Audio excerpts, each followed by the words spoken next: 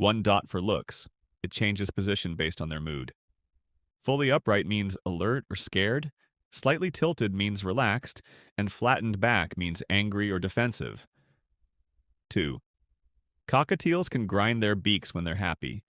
This soft grinding sound is a sign of comfort and contentment, usually heard when they are relaxed or about to sleep. 3. They can mimic non-vocal sounds better than words.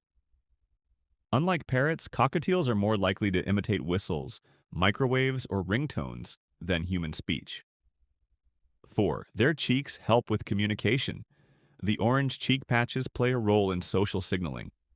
Males often have brighter cheeks to attract mates. 5. They can blush under stress. The skin under their feathers, especially around the face, can flush pink or red when they're stressed or overheated.